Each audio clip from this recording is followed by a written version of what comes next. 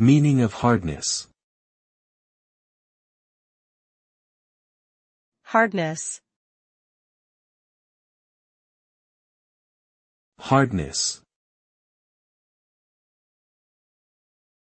Hardness. Hardness.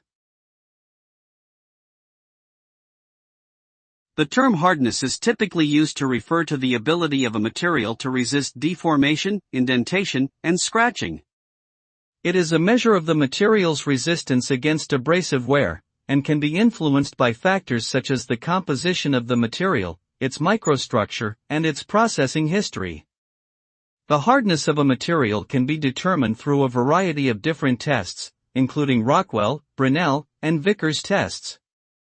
Hardness plays a critical role in materials science and engineering, as it can greatly impact a material's ability to perform its intended function or withstand external stresses.